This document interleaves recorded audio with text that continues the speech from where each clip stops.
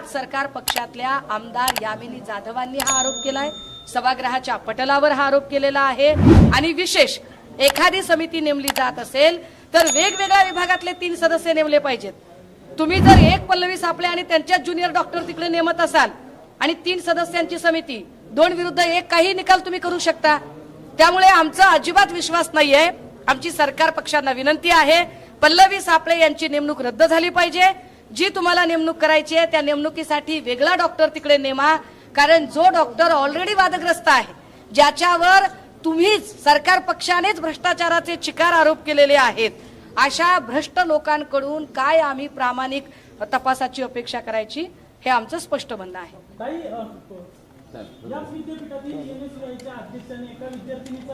जरा हळू ना,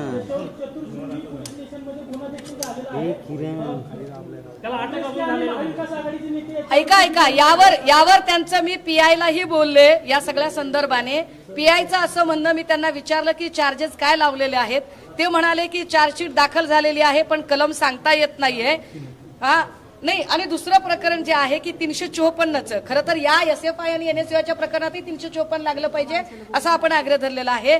आता ज्या 354चं जे तुम्ही अजून एक प्रकरण सांगताय की ज्याच्यामध्ये आरोपीची अटक झालेली नाहीये किंवा त्याच्यावरची कारवाई झालेली नाहीये, या सगळ्या संबंधाने आम्ही त्यांना एसओपी मध्ये हा मुद्दा घेतला जावा आणि तातडीने विद्यापीठ प्रशासनाकडून एका समितीचे गठन व्हावे, ज्या समितीमध्ये सगळ्या पक्ष संघटनांचे एक प्रतिनिधी असले पाहिजेत, सोबत पोलीस प्रतिनिधी असावा आणि त्यासोबतच माध्यम प्रतिनिधी सुद्धा असावा, जेणेकरून विद्यापीठात काहीही घडलं तर तातडीने कळेल आणि माध्यमांना सुद्धा मज्जाव केला जाणार नाही। कारण आजचा प्रकार जो आहे की माध्यमांना कुठलं तरी एका माध्यमाला जाऊ दिलं जात असेल आणि बाकीची माध्यमं अडवली जात असतील तर हे सुद्धा निषिद्ध आहे आणि आम्ही अशा कुठल्याही प्रकाराचे समर्थन अटकेसाठी तुम्ही मागणी करणार आहात का करायची नाही। एक लक्षात घ्या, कोणी कुठल्याही पक्षाचा असो, कुठल्याही संघटनेचा असो, कुठल्याही जातीचा आणि धर्माचा असो, क्राईम इज क्राईम।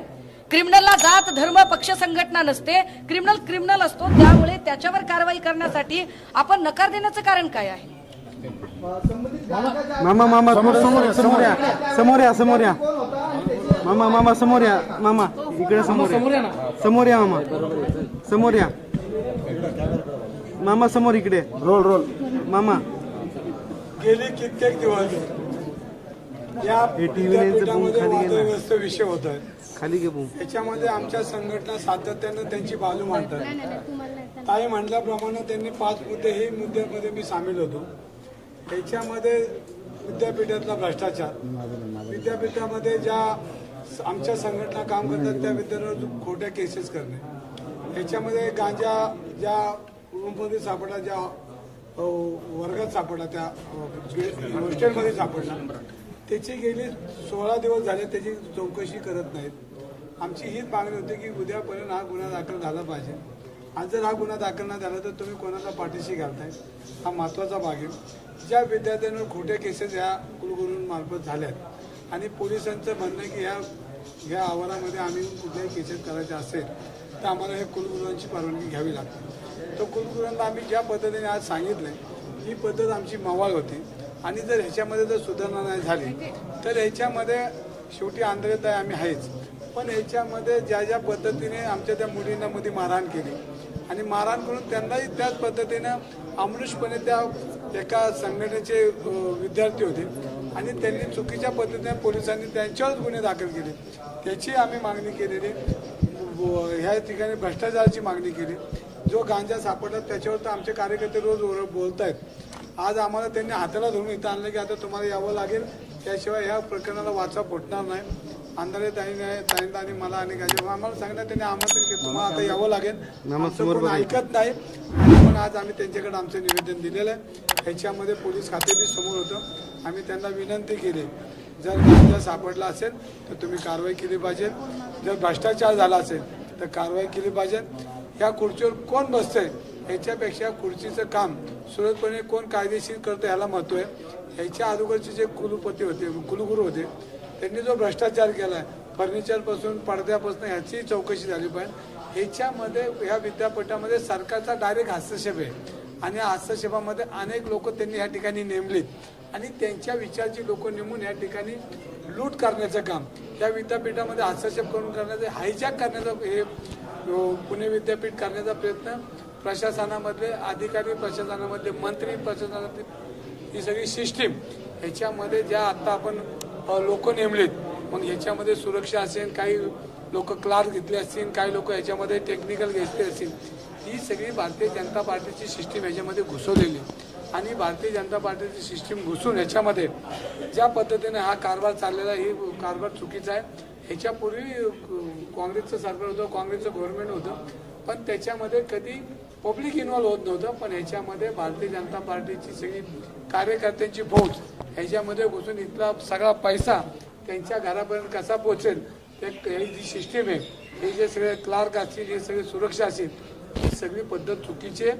आणि ह्याच्यामध्ये चुकीच्या पद्धतीनं संविधानाच्या बरोबर, कायद्याच्या बरोबर न राहता कुलगुरी हे भारतीय जनता पार्टीचं या ठिकाणी बसून काम करतात, खोट्या केसेस करतात, पोलीस त्यांचं ऐकतात, हेही चुकीचं आहे. पण लोकशाही शेवटी ही सत्ता बदल होणार आहे आणि त्यावेळेला शेवटी त्यांचे सासूचे दिवस आहे, आमचे सासूचे दिवस येतील, पण ह्या सगळ्या चौकशा होतील. आमची कवळी मुलं जी शिक्षा आहेत, जी आपली बाजू मांडतायत, त्यांना आज येरवडा जेलची दरवाजे दाखवण्याचं काम हे कुलगुरू एका पक्षाच्या लोकांचं ऐकून, एका मंत्र्यांचं ऐकून, पालकमंत्र्यांचं ऐकून, ह्याच्या पूर्वीच्या आताचे, तर हे जे गुन्हे दाखल झाले आणि महिलांना मारल्यास सुद्धा पोलीस बघतची भूमिका घेतात आणि त्या मुलींवरच गुन्हे दाखल करतात. कुठं हे सरकार, काय अजिब सरकार, असं म्हणायची वेळ आली. आम्ही आज भेटलोय, आज पण आम्ही कधी विद्यापीठात आलो नाही, पण इथला कारभार हा सर्वसामान्यांचा नाही, इथेही भारतीय जनता पार्टी प्रशासन राबवतो, तो थांबवण्याचं काम आम्ही करतो. मामा समोर बघा, मामा समोर बघा. गुन्हा दाखल झालाय का की होणार आहे? मामा समोर बघा इथे. अंधारे ताई बोलल्या की वस्तुस्थिती खरी, जो चुकला त्याला माफ नाही केलं पाहिजे. उद्या रवी धंगेकर चुकला तरी त्याला जेलला टाकलं पाहिजे, या मताचा आम्ही सगळे त्या मताचे. जो चुकला त्याच्यावर कारवाई झाली पाहिजे आणि आंदोलन नाही तर त्याच्यावर जर त्याची परिस्थिती खरी असेल तर तुमच्या समोर मी पोलीस स्टेशनला बसेन, त्याला अटक करा.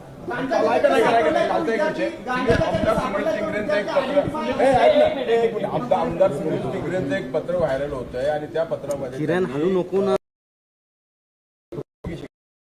त्यांची नियुक्ती सुप्रिटेंडंट म्हणून ससूनची करावी अशी म्हटली.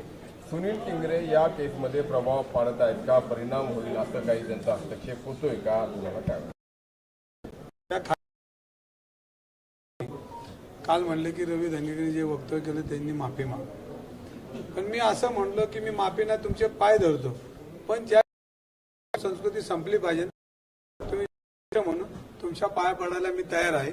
ह्याचं माझं हेच म्हणणं आहे की ह्याच्यामध्ये जे दोषी असेल त्या दोषींवर कारवाई झाली पाहिजे, ह्या मताचा मी कार्यकर्ता आहे. आणि असं मुसिबांनी ज्या पद्धतीनं तावरेला ज्या पद्धतीने अभय ह्या शासनाने प्रत्येकाला दिलंय, ह्याच्यामध्ये किडनी रॅकेटमध्ये अजय तावरेचं नाव होतं आणि त्याच्यामध्ये त्या खात्याचे त्या काळचे मंत्री गिरीश महाजन यांनी त्याला, आमदार शशिकांत शिंदे असतील, मटकरी असतील, हे 2-3 आमदारांनी त्यावेळेला आक्षेप घेतला, विधानसभेत प्रश्न उत्तरं केली आणि त्याच्यामध्ये न्यायमूर्ती करावं. ह्या किडनी रॅकेटमध्ये रुबी हॉस्पिटल बसणं, तर ससूनमध्ये जी लाईन झाली ललित पाटील प्रकरणात ह्याचाही हात वाचवलाय, मोठं पाप केलंय आणि या पापामध्ये त्यांच्यावर कारवाई झाली पाहिजे. टिंगरे यामध्ये सहभागी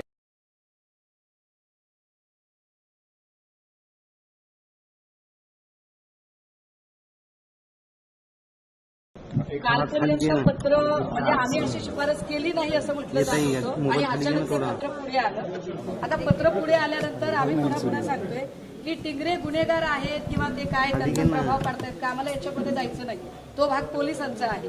पण मुद्दा असा आहे की ते जेव्हा म्हणतात की माझ्याकडे अनेक लोक शिफारस पत्र मागायला येतात आणि मी शिफारस देतो, कधी ऍडमिशनसाठी शिफारस देतो, कधी अजून कुठल्या कामासाठी देतो, पण शालेय शिक्षणाच्या प्रवेशासाठीचं शिफारस पत्र आणि ससून सारख्या एका मोठ्या संस्थेच्या अधिष्ठाता पदावर नेमणुकीचं शिफारस पत्र यात फरक आहे.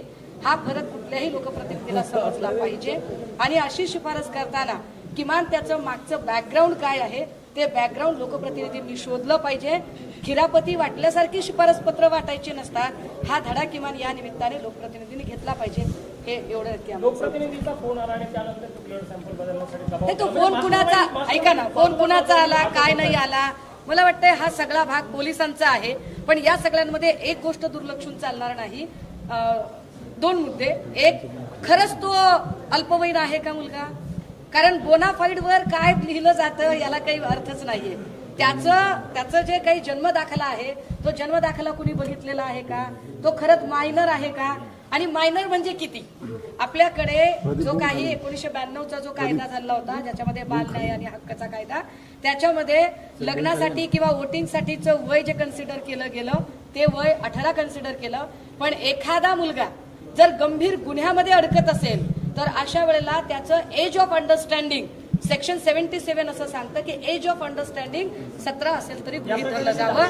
त्यामुळे हे बघितलं जावं. एक. आणि दुसरं असं की अजय तावरेच्या एका स्टेटमेंटकडे दुर्लक्ष करून चालणार नाही.